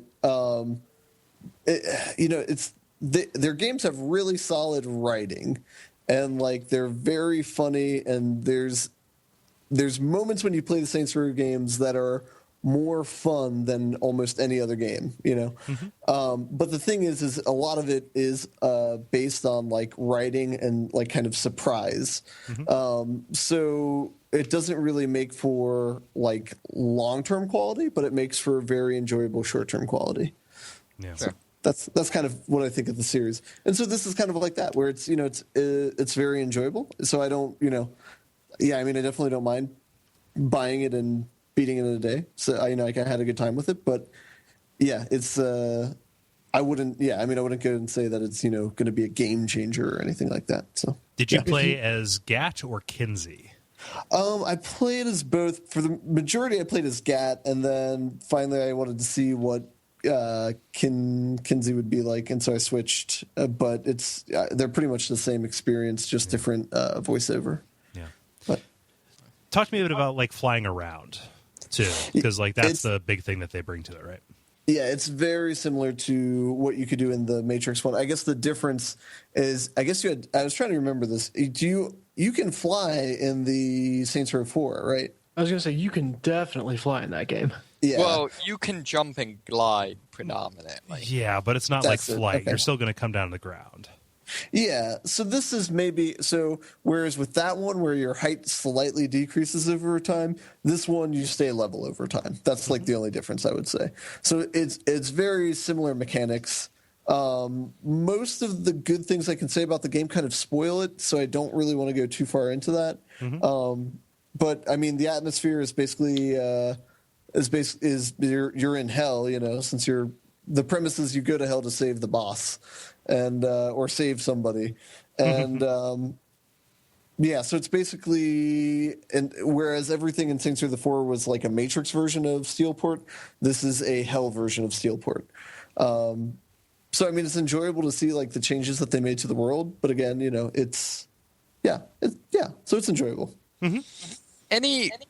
Where do you think they're going to go with this? I mean, do they seem like they're setting up for any sort of sequels or anything? It seems like, they've kind of, to a certain degree, written themselves into a corner in terms of how can they, do something that's more over the top than what they've been doing. And it's surprising too, because they keep continuity, So like you see on, like you see some of the aliens from the fourth game, like in this game, like it's, so they don't like just throw away stuff that they've done, like it's continuous, So, and yeah, so I won't say who, but so in hell you see some people from the Saints Row universe that have died, So. Like they do keep a consistent story arc, but yeah, I have no idea how they're going to go from here, especially since the last two games they make you be able to fly. I don't know how it'll be hard for them to take that away, and turn it back into a Grand Theft Auto sort of game. They just need the classic scene. They just need the classic scene from the start of every sequel where you start with all your powers and by the end something crazy happens that strips you of them all one by one. Like in Assassin's Creed Brotherhood where Ezio gets hit by a cannonball. But he gets medicine by a beaky dude. Yup. I actually don't like the flying because I don't like that they trivialize the driving mechanic. I really enjoyed customizing the cars and stuff like that. So I would not have a problem with them taking away flight. Yeah. I mean, I would have said something really similar, like where can they go from here after the Matrix thing? But obviously they go to hell. Right? Like they had something else up their sleeve, and I think that there's a case to be made, or it's been written about, that like a bunch of this is content that Deep Silver or THQ was developing and kind of like sitting on, kind of in the same way that the Saints Row 4 was an expansion pack. Like this is stuff that they had just kind of been developing that they are putting out to try and fund whatever they're doing next. Mm-hmm. Right? So like this isn't really a new product, so to say. Yes, and the nice thing is I don't think they're selling it as, where Saints Row 4 felt like that they were trying to brand it as the next game and it was kind of just an expansion. This one is definitely an expansion. You know what I mean? It's not. They do have where you can buy it with Saints Row the 4 as like I don't even know if it's a full price game, but as like a moderately priced game. But yeah, I'm appreciative of the fact that they're not trying to sell this as a full length game. Yeah. Yeah. Anything else? Nah, that's it. How's that musical? Like, I was really bummed out that that was pretty much just their that the pre-release, like the trailer for it, was just the height, like the height of what they do, like the best scene from the game. Yeah. Apparently. I mean, it's enjoyable. I kind of went in cold, so I hadn't seen that before. Yeah, I mean, they do a musical number. It's that I don't know what else to say besides that. It's smack in the middle of the game. It's like, oh, a musical. All right, cool. That's neat. Yeah, and then they never do it again. So it's like, right on. But yeah, I don't know. I mean, the humor has been consistent in all the games. So I mean, if you like the previous 2 iterations of the game, you would like this. But yeah. It's just kind of a bite-sized version of it. So yeah, neat. Yeah, so I'm going to go because I have 2 kind of like quick check-ins, I think, because I haven't really played much new, but I just have some stuff to add about things I've talked about before. So I haven't gotten too much further in Hotline Miami 2, although I continue to be astonished by what it does with the story. I saw what probably has to be one of the most disturbing death scenes I've seen in a game. Ooh. Which, again, this is rendered in super like low pixel kind of style, but with lots of blood splatter and some pretty disturbing like text, right? The Hotline Miami games aren't even voice acted, right? Yeah, I don't want to like. It's relatively early on, like it's in Act 3 or whatever. Of I don't know how many acts, but I'm only a couple hours in. I don't want to take the wind out of those sails though. But it is something else entirely, I think. Okay, I was going to say third act usually means late in the game. Yes, it does, but this has this has multiple acts, far more than I have than I have seen so far. So I continue to really like the fans, which are kind of like the 5 people who are trying to recreate the character from the initials from the initial games, his spree, right? I kind of just recently came across a set of characters who are some twins who wear goose masks. Okay. Which I'm not kidding about that. And they play different from anything else I've seen, like even more different than the guy who tries to avoid lethal weaponry, right? You play both of them at the same time? You play both of them at the same time. So you have primary movement control over one of them who has a chainsaw. Okay. And your other twin kind of like follows close behind, and with your right clicks, they fire a really high powered pistol, right? Huh. And so it's really difficult because you can't quite manage the position of the guy who has the pistol. And it's the mission where they first become available, so I felt like they were trying to tell me, hey, use these guys on this mission. And it takes like a long time, like longer than usual to kind of get over the initial hump to figure out how to play them. But it was really, really rewarding because this is a game that, has a relatively basic setup, but this was the biggest curveball they've thrown me yet. And it's really, really great when it finally clicks and works. Nice. All right. I'm likely new to this. Can you choose who you play as for a given mission? So this is different than Hotline Miami 1, where you are always kind of playing the same guy, with a couple of exceptions, story-based. Okay. And the same guy with different masks that all have, relatively different powers. Not relatively, completely different powers sometimes. Minor modifications to the way you play. But you have access to all of them no matter what. In this, because the story is kind of shifting perspective from one character to the other, between I think 9 total characters who have different either innate abilities or different masks that give them different abilities, it's more constrictive about what kind of powers it's going to give you to try and tackle any given mission. Okay. Yeah. So this one pops up anytime you get to a mission with the fans. You have the most options, and they have kind of the most widely varied kind of like play styles out of the rest of them. But it works really well. Yeah, cool. I would still say like this is one of the best games I've played this year so far, at least cool. of games that have come out this year. Nice. So that's Hotline Miami 2. I'm also rounding the bend on Professor Layton versus Phoenix Wright. Made a lot of progress on that over the past week or so. I'm going to kind of go out on a limb here and make a statement that is half kind of weak and half very strong. This is the best Professor Layton game I've played, even though I only ever played the first two before this. And the strong side of that statement is this is the best Phoenix Wright game I've played in years. Like, at least since the first initial trilogy. Like, you know, I can kind of take or leave Apollo Justice and, Dual Destinies. I've talked about Dual Destinies at length. But this kind of gets back to basics in a really kind of satisfying way while still kind of changing the game in the trial section, a great deal. Right. So you're dealing with kind of like less convoluted overall cases.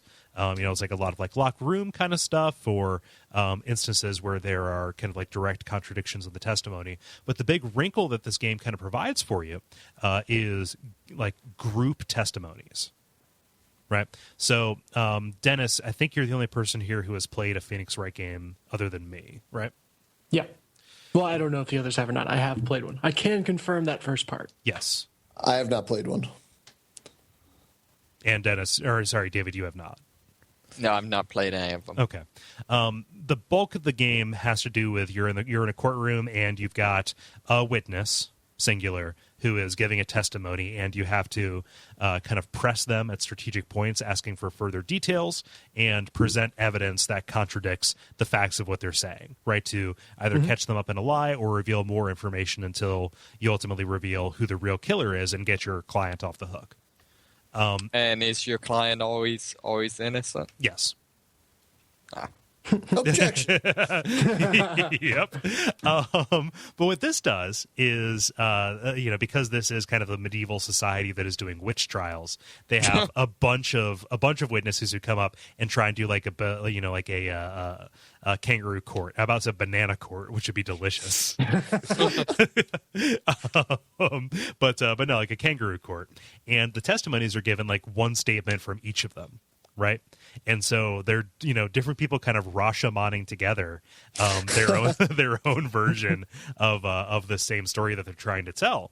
And what's great is when you're pressing one of them and they reveal a detail that contradicts what somebody else saw or what they said, you'll hear a little boo, and you have to scan all of them and see who is reacting, negatively to that and call them out. And like, it's not always best to call them and say like, hey, can you go on this, because sometimes it's a dead end. But it's a way to not just use evidence against testimony, but a way to use other testimony against testimony, specifically because you're dealing with a society that doesn't know how courts work. Wait, as opposed to all the other Phoenix Wright games, in which case the courts are completely just. Right. I mean, just in terms of like the naivete of how crazy this this witch hunt is kind of plays into it, and like that is a wonderful confluence of adding this new mechanic in that is justified by the story and the atmosphere in the world. Sure. Yeah. But it's great. Like, I would totally recommend if you are a fan of like either of these, which is a weak recommendation, fans of the genre or whatever. But like, even if you haven't dipped into it for a while, like I haven't played a Professor Layton game in a very long time because I kind of find them pretty bland. But like when you're just kind of mixing back and forth and jumping back and forth, you can ignore the story, or the story of a Professor Layton game is shored up by the relatively more complex story of a Phoenix Wright game, and you get down to like how fun it is to solve little puzzles. Wait. So did you just recommend the game with the statement, "This game is great. You can ignore the story"? Not really. No. How dull and kind of saccharine the story of a Professor Layton game to my sensibility, right? Okay. That is taken away. There's still a little bit of that there. Like Professor Layton is barely a character, and his little sidekick, the most interesting thing about him is that he can talk to animals for some reason, which I never knew that. So when he just started talking to animals, I was like, "What happened?" but yeah, like it's like their weaknesses kind of offset each other, and the pacing is such that you always can jump over to the thing that is more interesting right when you cease being interested in the thing that it's having you do. Sure. So, okay, that makes sense. Could you play this game if you've never played either of the games in the series before? I think so. Okay. I mean, it's not hinging too much on your familiarity with like any kind of in jokes or mythos, and the characters are broad enough that you can kind of pick up on what they are. Like Phoenix Wright's kind of hapless, and you know he's got this sidekick who's goofy and well-meaning but kind of clumsy, and Professor Layton, again, barely a character, and Luke can talk to dogs. And then every other character is kind of new, and they do a really good job of like ramping up to like the mechanics. Like it's not hinging on any kind of kind of prior or advanced knowledge. Yeah. Right. Yeah, I don't know. It is a delightful surprise. I wasn't expecting to enjoy it so much, kind of hot off the heels of Dual Destinies, but it's great, and it is not like a cash grab or like an attempt to work in some kind of gimmick. Like on some level it is gimmicky, like these two characters from vastly disparate it's like the equivalent of a crossover episode. Yeah, kind of. But like, instead of the Jetsons meet the Flintstones, which doesn't acknowledge the fact that they both take place in the same time, and the actual surface of the planet that the Jetsons live on is a stratified society where up above the clouds they live in futuristic bliss, but down below they live in like barely subsisting, and they have to tolerate being talked back to by their record players. Barely subsisting. Have you seen the size of ribs he gets at the drive-in movie theater? Well, but I mean, 5 people had to die to kill that dinosaur. Come on. Like, it seems like there's classism at every level then. I know, right? Like, people don't realize this, but Fred Flintstone is a plutocrat. Class warfare all the way down. Yep. All the way down to the blasted, barren, post-apocalyptic Stone Age society of the Flintstones. Yeah. And that's all I've been playing. That's all I can really comment on. Cool. Yeah. Dennis, how about you? I haven't played shit new. So I might come to a screeching halt here. I've played a little more Dungeon Defenders, and a little more XCOM, and a little more Ollie Ollie 2. But all those I've kind of said what I wanted to say about.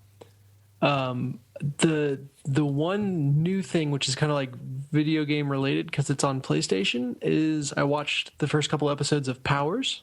Oh, that looks good. It is good, yeah. The concept, I'm not familiar with the comic books, but the concept is that it's kind of it follows a police division in charge of enforcing the law to people who have superpowers. And so it's kind of very focused on the people without powers in a world that's filled with people who have superpowers. And those people are kind of, speaking of, upper classes, those people are kind of celebrities and treat themselves as better. So it's very interesting in terms of a concept. I will say that in the first episode, I kind of rolled my eyes a little bit at the fact that they wanted to be like, we're super not rated, we can be dirty, whatever, superhero film stuff. Because they, the very first scenes, they some guy gets thrown into a wall, and there's just an obscene amount of blood everywhere. It's like, Didn't okay, the Watchmen already cover this? Yeah, Yeah, I was going to say, this kind of sounds like a less mopey version of The Watchmen. that's actually, it's a very apt comparison, and yeah, less mopey for sure. But so once they get that out of the way, and the rest of the film is not that pulpy at all, so it kind of feels very out of place. Pulpy. But the rest of the 2 episodes that I watched kind of set up a really interesting story. And so it's less about who can do what superpower wise, and more about kind of the histories of the various characters and why they're doing what they're doing. Which episodes. Yeah. How do they arrest people though? With their charm. Yeah. basically shoot them full of enough tranquilizers to keep them docile. Okay. Or there's they talk about standard police squads wait for hero backup, and basically like if there's a power out there causing havoc, you do not engage with them. That's you wait for a hero to come help. Someone else with superpowers will help solve it. Whereas this division is like, no, screw that. Like we're gonna try to make a difference on our own without necessarily having help. And the big hook is that the guy, that the main character that this follows, used to be a power, but through some series of events which has not been fully explained yet, he lost his superpowers. And so he used to be a hero, and is still trying to find any way he can to help, but he's kind of down to earth, literally, as he tries to continue to make a difference. Ooh! Can I guess how the season ends? Go ahead. He gets his powers back. I think that might even be in like this season on Powers reel. So. Fuck, guys, I thought I was prescient. I'll let you know how it turns out. It's confusing the way they released it though, because they released the first 3 episodes. And then I'm not sure how frequently they are releasing the following episodes. But I really, I like the Netflix post a whole season at once gig. And I'm not sure why Sony wouldn't just straight up imitate that. Yeah. That's weird. They're doing Community that way too. They put out the first 2 episodes today, and then they're trickling them out weekly. Yeah, I'm not sure I understand that.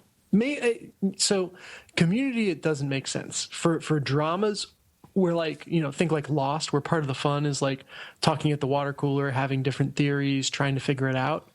That works. I guess I could see that making sense. But like the most successful example of that in recent years was House of Cards. Yeah, and everyone could binge on that. Yeah. Or The Unbreakable Kimmy Schmidt, which is a delightful show.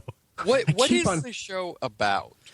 It's about a woman who was kept in a bunker in Indiana for 15 years by a guy who was leading an apocalypse cult. Okay, and she was freed, and she's trying to make her life in New York City after years of being kind of like isolated away from society. It's basically the plot from Blast from the Past,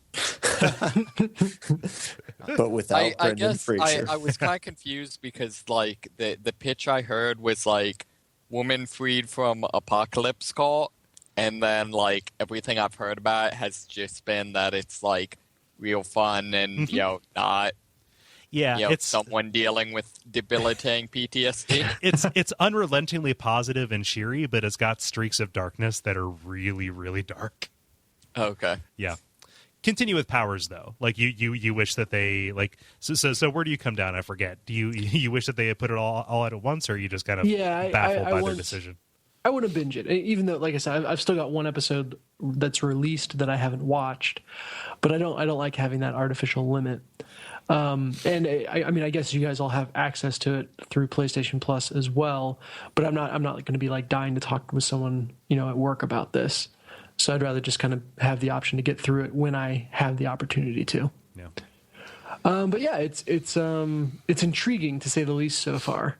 And when it's not overly trying to be adult, it's pretty good.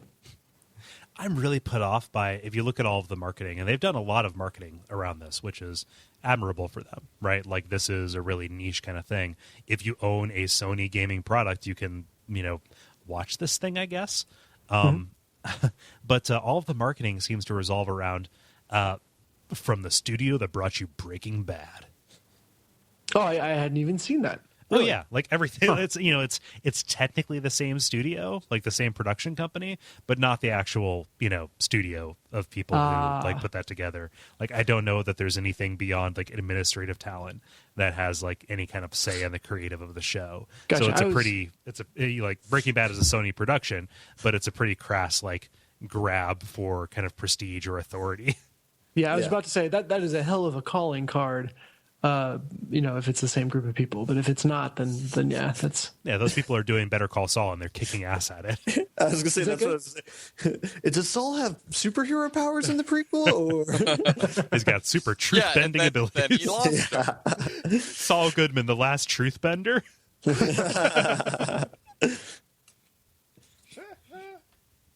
Huh. Yeah. I'll be curious. Do you know how many episodes they're doing this season? I think it's a 13-episode season. Okay, respectable. Yep. Nice. Which I almost wondered if they were, we'll release the first 3, see how they do, and then we'll tell you whether or not we're going to make more. But I think they're committed all the way through. Yeah. that actually just might be the new thing in general? Even though Better Call Saul's probably not, doesn't have to struggle too much, but they released 2 episodes like in 2 consecutive days for that, and I guess Community's doing that too. Yeah. So maybe that's just now a thing. I'm down. Like, get people hooked, get them wanting more, give them a little bit more, and then lead them along. Yeah. Like that's fine. Yeah, I mean, I'm not in a position where I'll frequently have the chance to binge on a season, so it's not like this is cramping my style.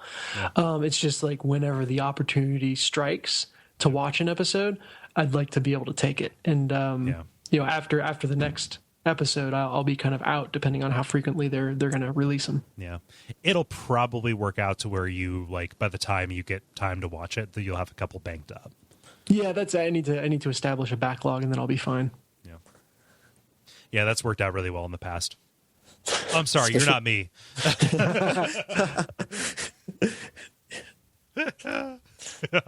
So is that all, you guys? I think that's it. Cool. Want to button it up? Yeah, 11:30 on the dot for anyone who cares about that kind of inside baseball. Yeah, we do this on a school night, you guys. Craziness. Man, not for David, not tonight. I suppose, yeah, spring That's break. right, yeah. Woo! We break no rules. Lift your top up. The credit. That's right. Go to Freeze and get some beads. I actually just got back from Freeze right before we were started recording. People are going to triangulate where you live. Good man. Above Freeze. We have said that on air before. Yeah, I suppose we have. Oh, for all you Cincinnati locals. I love it when we occasionally just go into like hyper local Cincy cast. Mm-hmm. Oh man. So thank you so much for listening to episode number 98 of The Level. We've really enjoyed having you, as we've enjoyed recording it. So next week, I'm probably not going to be here because Bloodborne is coming out. And so we are trying to work out something that we can do. I will leave it up to you, Dennis, to decide when and where and how we announce that. Because Cool. I know that you're still going to have to do some kind of like organization around it. But something will happen. Yeah. Even if it is a tweet saying, "Hey, no level this week." So I left it wide open. Something. Yeah. No, The sun came up. We're going to try to do a bonus level that we have talked about doing frequently. So Yeah. One that doesn't require me to be there. So yeah, that is enough clues for any loyal listener to guess what we're fainting at. But we could do something entirely different. Yeah. So until next time, just all the usual stuff. We're always looking for iTunes ratings and reviews. We're always looking for Facebook likes as that kind of like crawls up. That like we like watching that number get bigger, just for posterity and for the audio of the show. I would like to say how many Facebook likes we have at the point, so people can say, "Hey, these are pretty cool guys." 118. So like, hop in there and make that number bigger. Let's aim for 200, guys. Woohoo! And the 100. See, this marks it though.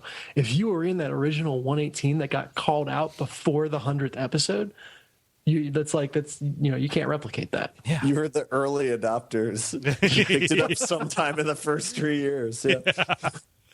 Yeah. So thanks everybody who already is a Facebook fan of ours, and if you are going there right away, welcome. Yeah. Mm-hmm. So I think that's just about everything. Yeah. So for The Level, I've been Kole Ross at Kole Ross on Twitter. I've been Dennis Furia at DFuria on Twitter. I've been at one time David Moneysmith on Moneysmith777 on Twitter. I've been Merkelizer I've been Ben Merkel at Merkelizer on Twitter. Yeah, I know my name. And until next time, I'll stick around after the song to hear us decide which title we're going to use.